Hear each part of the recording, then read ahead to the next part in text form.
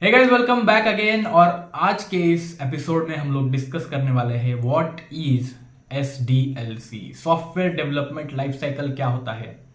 अभी आप लोगों को कुछ सेकेंड या थर्ड वीडियो में मैंने आपको बहुत सारे जॉब रोल्स बताए थे। आई होप आपको सब याद होंगे, है ना। कुछ हार्डवेयर रिलेटेड, कुछ कस्टमर को फेसिंग थे, कुछ बिजनेस रिलेटेड थे और कुछ लोग टेक्निकल एस्पेक्ट या फिर सॉफ्टवेयर डेवलपमेंट के अंदर थे। सो ये जो आज SDLC होता है, ये सॉफ्टवेयर को डेवलप करने का पूरा जो लाइफ साइकिल है, कहाँ से जीरो से शुरू करके पूरा वो प्रोडक्ट डिलीवरी तक और प्रोडक्ट हजारों लाखों लोगों तक डिलीवर जो करना होता है, ये कैसे पॉसिबल होता है, कहाँ से इसकी शुरुआत होती है, ये हम लोगों को जानना जरूरी है। तभी जाके हम लोग अच्छे से डेवऑप्स में जो कॉन्सेप्ट होते हैं वो ग्रास्प कर पाएंगे कि एक बार प्रोडक्ट डेवलप हो गया है ना, सॉफ्टवेयर डेवलप हो गया। अभी डेवऑप्स का काम क्या है कि वो सॉफ्टवेयर को डेवलप होने के बाद सिर्फ कस्टमर तक लेके जाना है। इसके अंदर भी बहुत सारी चीजें आती है, तो हमको ये सब सीखने से पहले पता होना चाहिए कि ये सॉफ्टवेयर डेवलपमेंट कैसे होता है, राइट। इसलिए हम लोग ये आज टॉपिक सीखने वाले हैं SDLC का। सो लेट्स सी क्या होता है, व्हाट इज SDLC। तो एब्रिविएशन आपको पता है, software development life cycle. Okay, तो ये चीज है भाई जो हम लोगों को सबसे इंपॉर्टेंट है। और इसमें से मेथोडोलॉजी क्या होता है कि एक कोई स्टेप बाय स्टेप प्रोसीजर होता है या फिर मेथड होता है जिसको हम करते हैं, है ना। क्रिकेट खेलने का क्या मेथड है भाई, बैट और बॉल चाहिए, स्टंप्स चाहिए, है ना। उसी जगह पे हम लोग क्रिकेट के अंदर नेट तो नहीं घुसा देंगे कहीं पे।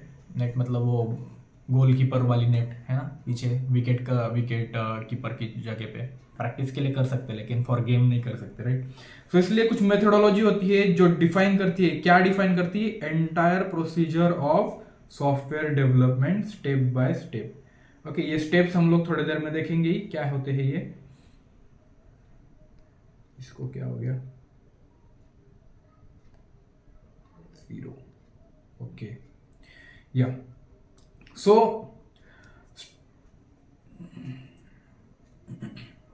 या सो सॉफ्टवेयर डेवलपमेंट आप लोगों को पता है, मैंने क्या बोला, सॉफ्टवेयर में क्या क्या कंपोनेंट्स होते हैं। फ्रंट एंड होता है, बैक एंड होता है और डेटाबेस होता है। ये बेसिक कंपोनेंट्स है सॉफ्टवेयर के, हमेशा याद रखना भाई, इसी में जिंदगी चलने वाली है आप लोगों की आगे, है ना।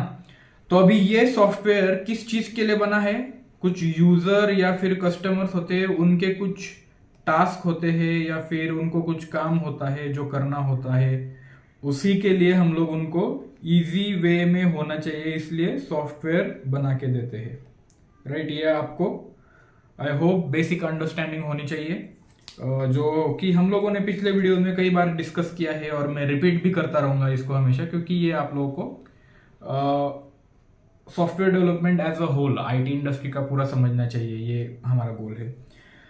सो उसके अंदर क्या क्या स्टेप्स होते हैं हम लोग देखने वाले। ऐसा तो नहीं कि सॉफ्टवेयर अपने आप ही बन जाएगा, है ना। किसी कोडर को ले लिया, उसको बता दिया भाई ये बना के दे, मेरे को ये काम करना है, ये तुम बना के दो मेरे को। तो ऐसा तो नहीं कि एकदम ही 1 सेकेंड में बना के या फिर 1 महीने के अंदर आपने टाइम स्पेंड दिया और उसको बनाने को बोला वो बना के दे देगा, है ना। तो वैसा नहीं होता है, बहुत लोग लगते हैं ये चीज करने के लिए, बहुत technical as well as non technical लोग लगते हैं ये सब कैरी करने के लिए। Then it is a structured process that is used to design first, okay, design, develop and test good quality software। अभी मेन गोल क्या है हमारा, एक गुड क्वालिटी सॉफ्टवेयर जो है, हाई क्वालिटी का सॉफ्टवेयर है, वो यूजर तक पहुंचाना है ना। इसके लिए हम लोगों को कुछ स्टेजेस से गुजरना पड़ेगा, तभी हम लोगों को ये अचीव कर पाएंगे, right. The goal of SDLC software development life cycle model is to deliver high quality maintainable software that meets the user requirement। है ना, बताया ना मैंने, इंस्टाग्राम अगर आपका फोटो शेयर ना करे तो आप लोग उसको यूज करेंगे क्या, नहीं यूज करेंगे, सीधा स्नैपचैट पे चलेंगे जाएंगे या फिर व्हाट्सएप के स्टेटस पे डालेंगे। कभी अगर एक बार बंद हो गया था तो कैसा हो गया था ना हम लोग। तो अगर यूजर के रिक्वायरमेंट्स नहीं मैच हो रहे हम लोग, तो यूजर क्यों यूज करेगा हमारा सॉफ्टवेयर, ये तो बेसिक सवाल है ना, है ना। अगर पैसे आप लोग कुछ खरीद के ना दे तो किस काम के पैसे, है ना। इंडिया में अगर आप लोग US डॉलर से या फिर जापानीज येन से ट्रांजैक्शन करने जाओगे तो लोग आपको धक्के मार के निकाल देंगे, है ना। So that doesn't work. So that's how सही यूजर के पास सही टूल होना चाहिए और वो सही से काम करना चाहिए। इसीलिए हम लोगों को ये जो स्टेप बाय स्टेप अप्रोच है वो फॉलो करनी चाहिए। सो इसमें क्या होता है, कौन से स्टेजेस होते हैं, ये अभी हम लोग देखते हैं आगे क्या है। सो 6 stages of software development life cycle, SDLC के अंदर कुछ स्टेजेस होने वाले हैं जो हम लोग अभी देखते हैं। ओके 6 स्टेजेस है, ये स्टेज 1 2 लेके स्टेज 6 तक है।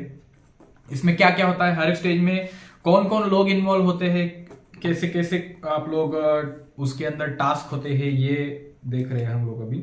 तो फर्स्ट स्टेज के अंदर क्या होता है कि प्लानिंग एंड रिक्वायरमेंट एनालिसिस होता है। हम लोगों को इंस्टाग्राम बनाना है।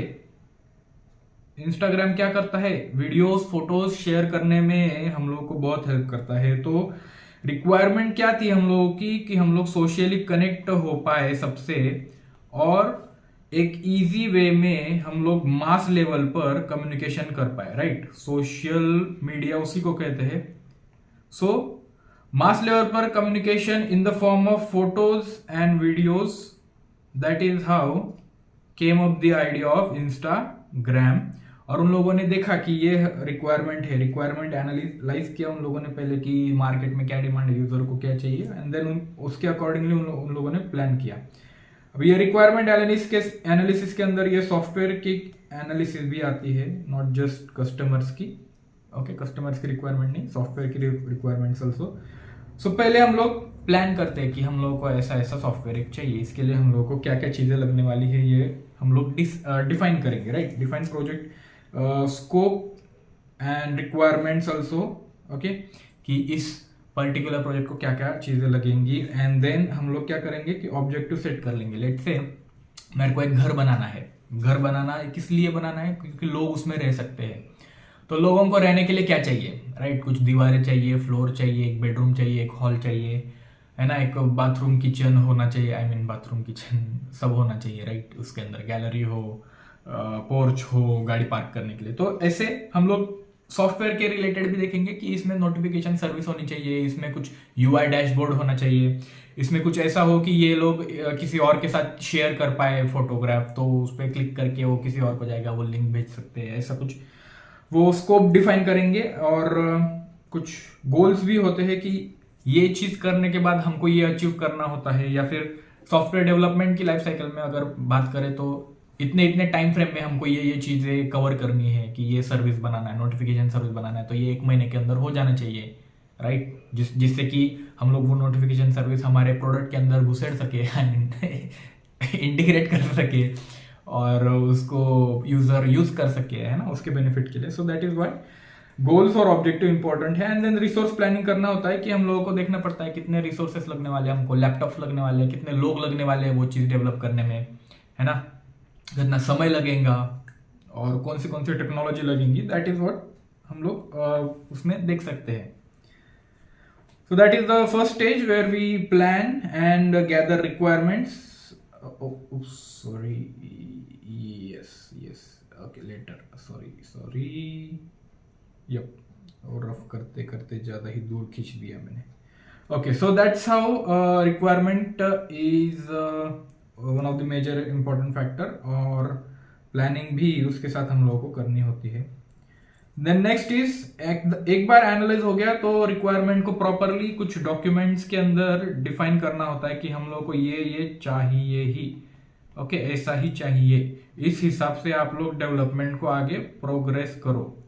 सो उसमें क्या क्या होता है, डिफाइन करना होता है हम लोग को क्या चाहिए, है ना। अगर डिफाइन नहीं करोगे तो बताए क्या क्या देंगे हम लोग। 9th स्टैंडर्ड में हम लोग का सिलेबस ही डिसाइड नहीं है ना। 9th स्टैंडर्ड में चले गए लेकिन सिलेबस पता नहीं, तो क्या सीखेगा, क्या एग्जाम में लिखेगा, है ना, और क्या तरक्की करेगा बच्चा।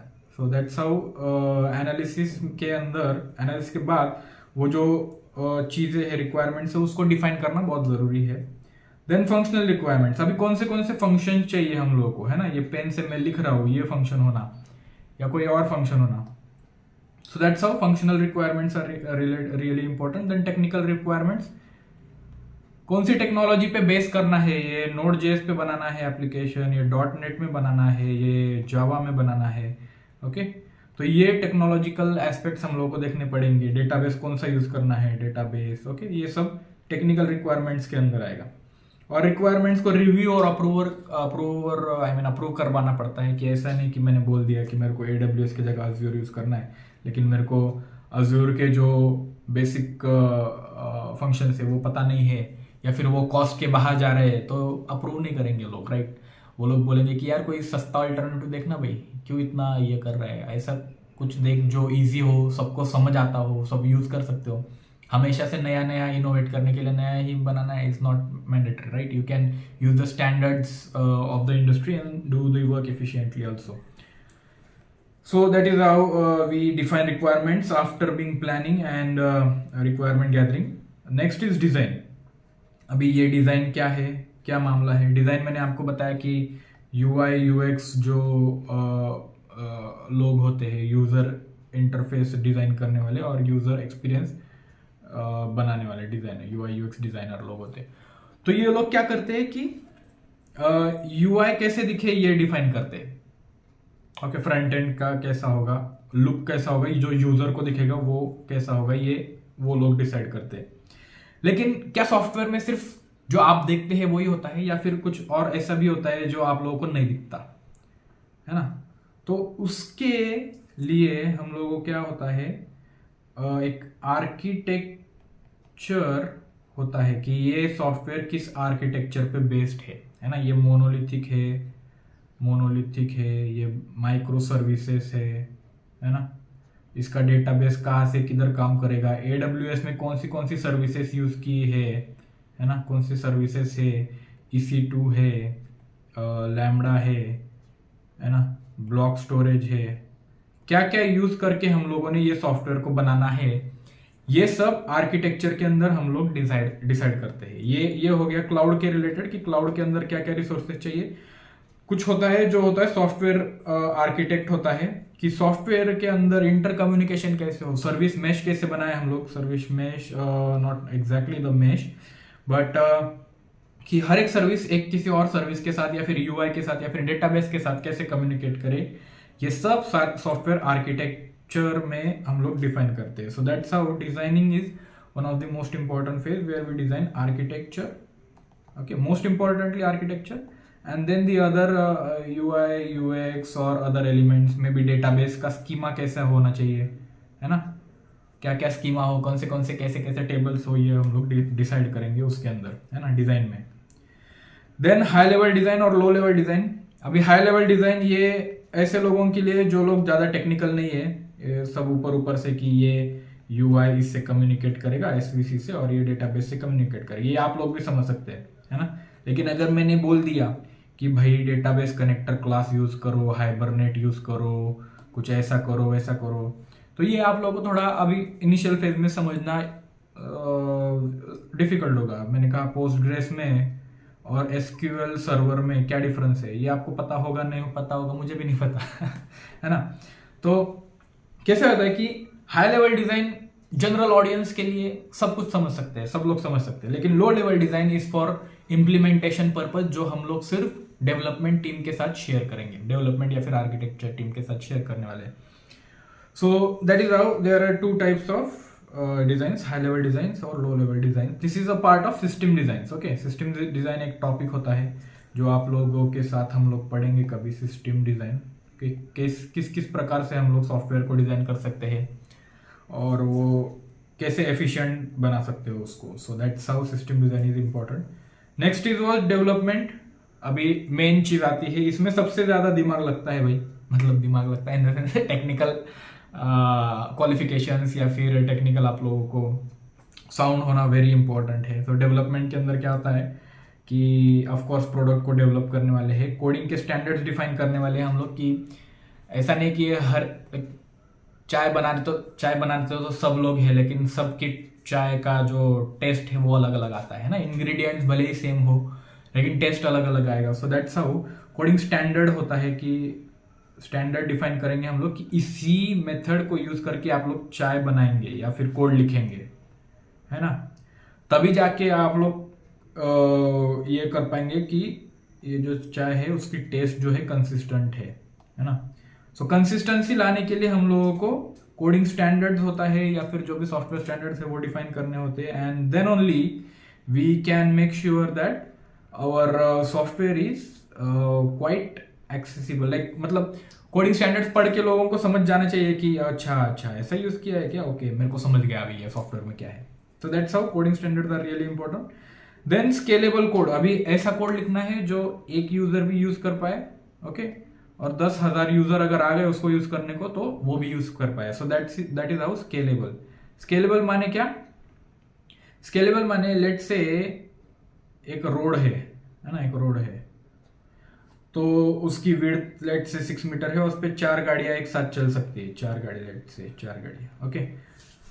सो कभी इतनी इंटेंसिटी हो गई कि 4 की जगह 6 गाड़ियां रन हो रही है एक ही साथ, है ना, तो रोड क्या ऑटोमेटिक बड़ा हो जाएगा क्या? नहीं। तो ये क्या होता है, ये थोड़ा सा फिक्स्ड होता है या फिर रिजिड होता है। ये स्केलेबल मॉडल नहीं कह सकते इसको कि रोड जितने ज्यादा ट्रैफिक हो उतना चौड़ा रोड हो जाए ऐसा कभी नहीं होता है ना। तो स्केलेबल माने क्या? अगर ज्यादा लोग आए, 10,000 लोग, 1 मिलियन लोग आ गए उस रास्ते पे, तो वो रास्ता उस हिसाब से बढ़ते जाएगा जिससे कि वो ट्रैफिक कंजेशन ना हो, ट्रैफिक ना बने और सब कुछ स्मूथ चलता है। So that is how scalability we can think of. तो कोड जो बना रहे हैं हम लोग, जो फिर सॉफ्टवेयर लिख रहे हैं, वो स्केलेबल होना चाहिए। जितने यूजर आ रहे हैं उनको अकोमोडेट करने के लिए उसकी कैपेबिलिटी होनी चाहिए। That is why scaling a code is really important, कहीं ब्रेक ना हो जाए। Then next is version control. So version control हम लोगों ने पिछली बार भी देखा था कि अगर 10 लोग एक किसी कोड पे काम कर रहे हैं तो 10 के 10 को जो चेंजेस होते हैं वो रिफ्लेक्ट होने चाहिए एक दूसरे के मशीन पे, और वो पुल करके वो चेक कर पाए कि ये कैसे काम कर रहा है, ये मेरे इसमें भी काम करेगा और मैं इसके आगे डेवलपमेंट करूंगा। So that is version control. हम लोग इसको इन डेप्थ कभी पढ़ेंगे बाद में। Then next is code review. अभी आप लोगों ने कोड लिख दिया, कोई तो सीनियर होना चाहिए ना जो देखे कि ये कोड सही में अच्छा है या नहीं है। मैंने वाइल लूप लगा के छोड़ दिया, लटक जाएगा पूरा सॉफ्टवेयर, लटक जाएगा भाई इन्फिनिट लूप में घुस जाएगा, इन्फिनिट लूप में, है ना। वाइल की पावर आपको पता नहीं है। वाइल ट्रू कर दो किसी भी सॉफ्टवेयर में और इसको ऐसा खुला छोड़ के रख दो, पूरा सॉफ्टवेयर बंद पड़ जाएगा गलती से अगर ये एग्जीक्यूट हो गया कहीं पे तो दैट्स हाउ ये कोड रिव्यू इज इंपॉर्टेंट कि आपका जो इंटर्न है वो ऐसा कुछ ना लिख दे जिससे कि पूरा यूजर का डेटाबेस ही डिलीट हो जाए, है ना। डिलीट दिस लिख दिया, गया, सब डेटा चला जाएगा। तो रिव्यू करने वाले लोग होने चाहिए। Then next is testing. Next stage पे हम लोग आ गए टेस्टिंग। अभी सॉफ्टवेयर बन गया, अभी पूरा डेवलप हो गया है, कोड लिख के हो गया, स्केलेबल लिख दिया, वर्जन कंट्रोल है, कोड रिव्यू भी हो गया है, पूरा हो गया है लेकिन ये code exactly as per requirement काम कर रहा है क्या, with robustness, okay, exactly as per requirement काम कर रहा है, विदाउट एनी एरर काम कर रहा है ना, विदाउट एरर्स, सीमलेस यानी थोड़ा सा fast, okay, with high performance. ऐसा नहीं कि कोड बराबर काम कर रहा है लेकिन आधा घंटा ले रहा है रिस्पॉन्स देने के लिए, तो परफॉर्मेंस भी इंपॉर्टेंट है, okay, without error, seamless, with high performance और मेनी मोर थिंग्स। किसी टेस्टर को बुलाना पड़ेगा हमारे शो पे और उसको बताना पड़ेगा कि भाई हमको स्क्रैच से टेस्टिंग के बारे में बताओ, बुलाएंगे कभी तो भी। अच्छा, आप लोगों में से भी कोई अगर होगा इंटरेस्टेड कुछ शेयर करने के लिए हमारे साथ, तो I will really appreciate that you guys contact me, and आपका जो एक्सपीरियंस है हम लोग वो भी शेयर करेंगे। सो कोई अगर ऑलरेडी सॉफ्टवेयर डेवलपमेंट में है या फिर डेवऑप्स में है या फिर टेस्टिंग में है, किसी भी फील्ड में है, बिजनेस एनालिसिस में है, आप लोग मुझे रीच आउट करिए। हम लोग आपके साथ एक आइदर 1-on-1 सेशन लेके अगर हम पास में मिल सकते कहीं पे, या फिर हम लोग ऑनलाइन एक मीटिंग रखेंगे और वो अपने दोस्तों के साथ शेयर करेंगे। सो दैट कि आप भी अगर रेफरल लगेगा आप बच्चों को तो आप उनको रीच आउट कर सकते हैं लिंक्डइन पे, वो अपनी कंपनी में आपको रेफर कर देंगे with requirements and all this positions, open position. So that's all. So in testing there are few types of testing like system testing, manual and automated testing। अभी system testing क्या होता है? System testing में अगर ये मैं tab use कर रहा हूँ, ये टैब पे मेरा एप्लीकेशन जो जिस पे मैं राइट कर रहा हूँ ये अच्छे से काम कर रहा है या नहीं कर रहा है, तो ये टेस्ट करने के लिए क्या लगेगा हम लोगों को, सिस्टम टेस्टर लगेगा कि इस सिस्टम पे ये काम कर रहा है ना, या ये कॉन्फ़िगरेशन जो है इस पे हमारा सॉफ्टवेयर इजीली काम कर रहा है या फिर नहीं करेगा, है ना। ओएस पे काम कर रहा है, आई मीन विंडोज पे काम कर रहा है, आईओएस पे नहीं कर रहा है। तो ये देखने के लिए हम लोगों को सिस्टम को टेस्ट करना होता है, उसके लिए वैसे प्रकार के टेस्टर्स चाहिए होते हैं। देन फिर मैनुअल टेस्टिंग क्या होता है कि मैन्युअली हम लोग वहां पर जाके यहाँ पर क्लिक करेंगे। लेट से यहाँ पर मैंने क्लिक किया कि इससे क्या हो गया, इससे ये कलर्स ओपन हो गए, तो इसमें से अगर मैंने ये कलर सिलेक्ट किया और इससे ये हो रहा है कि नहीं, वो कलर सिलेक्ट हो रहा है कि नहीं, तो ये हम लोग मैन्युअली देखने वाले हैं। तो इसके लिए मैनुअल टेस्टर्स लगते हैं। ओके, सो अरे गलत कलर सिलेक्ट कर लिया, कौन सा है अपना ये। So that's how manual testers will go and look at individual thing with their own hands. That is why we call it that manual testing. Okay. और अपोजिट टू ऑटोमेटेड टेस्टिंग क्या होता है कि ऑटोमेटेड टेस्टिंग में हम लोग कुछ code लिखेंगे या फिर कुछ स्क्रिप्ट्स लिखेंगे जो कि वो ये जो यहाँ पर क्लिक करने का जो एक्शन है, फिर बाद में इसको कोलैप्स करने का, फिर कलर सिलेक्ट करके वो लिखने का एक्शन है, ये सब एक कोड के थ्रू ऑटोमेट करके वो टेस्ट करेगा। सो that is what automated testing. इसमें बहुत टाइम लगता है और अच्छी एक्सपर्टीज होनी चाहिए, इसमें भी अच्छी एक्सपर्टीज होनी चाहिए कोड लिखने के बारे में या फिर ऑटोमेशन के बारे में। जैसे कि सेलेनियम है ना, ये फ्रंट एंड को ऑटोमेट करेगा, front end testing, UI testing को ऑटोमेट करेगा। साइप्रेस भी यूआई को ऑटोमेट करेगा। देन पोस्टमैन होता है, पोस्टमैन जो होता है वो एपीआई टेस्टिंग करता है, एपीआई जो होते हैं हमारे सर्विस के लिए, तो वो टेस्ट वो करेगा।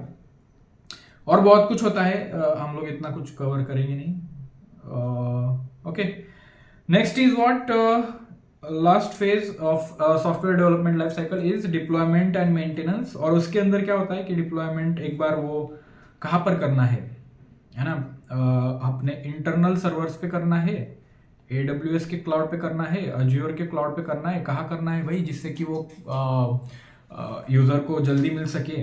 सो that is what we have to decide. और उसको डिप्लॉय करने के बाद उसको मॉनिटर और मेंटेन करना पड़ता है ना। मॉनिटर करेंगे कि अच्छे से चल रहा है नहीं चल रहा है। देन रिलीज प्लान होना चाहिए कि मंथ में हम लोग एक बार तो न्यू फीचर्स के साथ कुछ रिलीज करेंगे, है ना, रिलीज करेंगे हम लोग इस सॉफ्टवेयर को, नया नया फीचर डाल के रिलीज करेंगे। सो दैट्स हाउ उसको प्लान करना होता है कि आप लोगों को अगर एक मंथ में आपका फीचर डेवलपमेंट हो गया तो आप लोग अगले मतलब उस मंथ के एंड में उसको रिलीज कर पाएंगे या फिर नहीं कर पाएंगे। That is how you have to plan. इसी से आता है अजाइल, जो हम लोग कभी बाद में डिस्कस करेंगे। Next is deployment automation. अभी हर एक बात जो मैंने बताई है कि टेस्टिंग होता है, मैनुअल होता है, सॉफ्टवेयर डेवलपमेंट भी मैनुअल होते हैं, लेकिन डिप्लॉयमेंट अगर हम लोग हमेशा मैनुअल करेंगे उसके अंदर बहुत केयर लेनी पड़ती है। एक भी गलत हो गया चीज़ तो पूरा सर्वर पे जो एप्लीकेशन डिप्लॉयड है उसको इम्पैक्ट होगा, वो हैम्पर होगा। फिर उसको वो अगर हैम्पर हुआ तो यूज़र को उसमें प्रॉब्लम आएगा, और यूज़र को कंटिन्यूस अगर ऐसा लग रहा है कि ये एप्लीकेशन एक कंसिस्टेंट वे में बिहेव नहीं कर रहा है तो वो क्या करेगा, किसी और को ढूंढ लेगा और आपका सॉफ्टवेयर छोड़ देगा, है ना। फिर बोलना नहीं कि ठुकरा के मेरा प्यार मेरा इंतकाम देखेंगे, ऐसा कुछ नहीं कर सकते आप सॉफ्टवेयर इंडस्ट्री में, है ना। It all based on the way you serve your customer. So that's why automation is really important if you have to minimise your errors in mostly human errors in all the cycles. So that's how automation is really important. Then maintenance, अभी deploy कर दिया और वो application गिर गया है, वो देखने वाला कोई है नहीं, यूजर छोड़ के चला गया, भाग गया, यूजर ने रिपोर्ट भी नहीं किया भाई आपका एप्लीकेशन चल नहीं रहा है। तो ये देखने के लिए हम लोगों को हमेशा वो मॉनिटर करते रहना पड़ेगा। और मॉनिटर करने के साथ ही अगर आपको पता चले कि वो डिस्ट्रॉय हो गया है तो उसको वापस से रिबूट करो, रिवैम्प करो और उसको देखते रहो, है ना। उसमें कुछ मॉडिफिकेशंस करते हो जिससे कि आपका सॉफ्टवेयर अच्छा होते रहे, है ना। मॉडिफिकेशन करो, इम्प्रोवाइज करो, कुछ प्रोसेस होता है तो उसको क्या बोलेंगे, मेंटेनेंस बोलेंगे, जिससे कि हम लोग हमेशा वो अच्छे स्टेट में काम कर रहा है कि ये भी मेक श्योर करेंगे, और उसको कुछ इम्प्रोवाइज करना होगा तो वो भी करेंगे। And then last is feedback लो। आप किससे फीडबैक लो, यूजर से लो, कस्टमर से लो, किसी से भी लो जो आपका सॉफ्टवेयर यूज कर रहे हैं कि आपको कैसा लग रहा है भाई, ये पेन जो है मेरे को अच्छा लग रहा है, इसके लिए मैं कभी MI वालों को, Xiaomi वालों को थैंक यू बता दूंगा। सो that's how feedback is really important. So that's how we have covered 6 stages of software development, SDLC. इसी को फॉलो करके पूरा एक सॉफ्टवेयर आपके घर तक पहुंचता है, घर तक, आई मीन घर तक, नॉट आपके डेस्कटॉप तक या फिर किसी एंड यूजर तक जो मोबाइल यूज कर रहा हो या फिर कुछ और यूज कर रहा हो. So that's how it is there. एक और चीज देखेंगे हम लोग कि ये एक वन टाइम प्रोसेस नहीं है. Okay, this is not a one time process, this is a continuous loop which will go for ever. Okay, so that's how it says कि स्टार्ट में आपने प्लान किया, फिर एनालिसिस किया क्या क्या लगता है, फिर डिजाइन किया उसको, देन उसको डिजाइन को इम्प्लीमेंट किया, कोड किया, डेवलप किया, है ना. फिर डेवलपमेंट होने के बाद में आपने वो इंडिविजुअल मॉडल्स को टेस्ट और इंटीग्रेट करके देखे, है ना. वो होने के बाद में आप लोगों को डिप्लॉय किया और उसको बाद में मेंटेन कर रहे. सो दैट इज हाउ ये कंटिन्यूअस चलता ही रहेगा. It is an unending process until your software is so good कि उसको आगे किसी भी चीज की जरूरत नहीं पड़ेगी, है ना.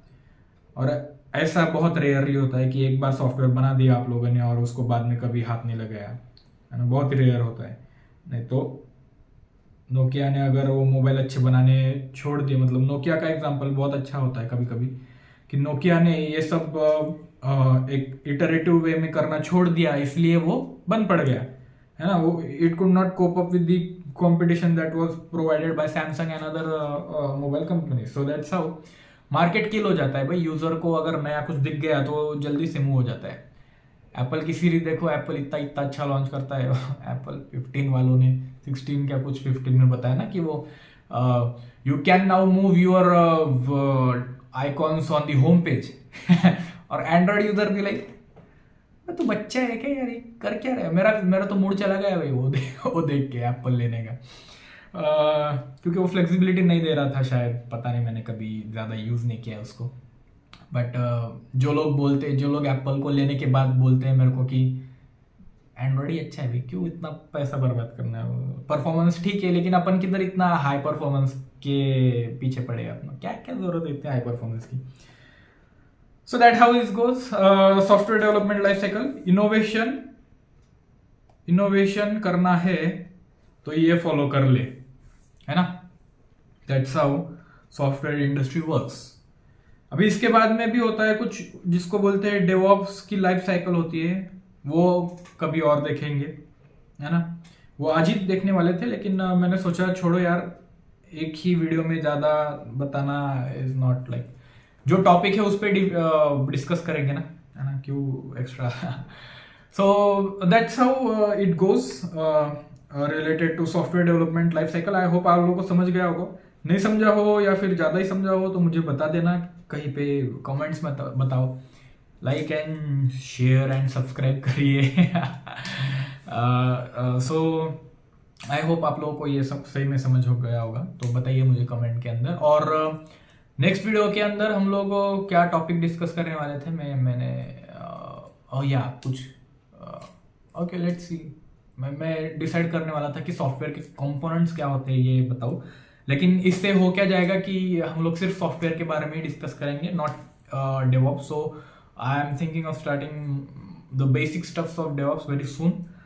सो that's it I guess for today, and keep sharing this video, keep like कर दो थोड़ा सा, जिससे कि वो YouTube एल्गोरिदम को पता चल सके कि जितने व्यूज आ रहे उतने ही लाइक्स आ रहे, तो वो ज़्यादा प्रमोट करेगा मेरा वीडियो, ज़्यादा लोगों तक तो जाएगा, और eventually we can help a lot of people in our language itself. Because मैंने देखा है इंग्लिश में बहुत कंटेंट है भाई, इंग्लिश में दुनिया भर का कंटेंट. लोग क्या करते हैं, इंटरनेशनल ऑडियंस को टारगेट करने के चक्कर में अंग्रेजी यूज करते हैं, एंड देन होता क्या है कि जो नेटिव स्पीकर्स है हिंदी, मराठी या फिर किसी और लैंग्वेज के, उन लोगों को समझने में दिक्कत होती है. तो इसलिए पहले उन लोगों को इंग्लिश सीखना पड़ेगा, लेकिन वीकनेस है भाई अपनी इंग्लिश, क्या कर सकते हैं.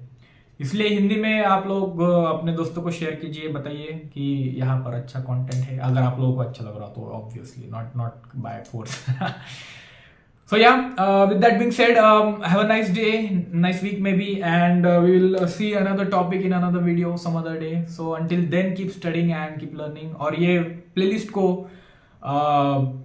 देखते रहिए, है ना. ये पहले मैं बताना चाहिए था, लेकिन ये playlist आप लोग जरूर follow कीजिए. So that's how it goes. So yeah, bye guys, see you in another video.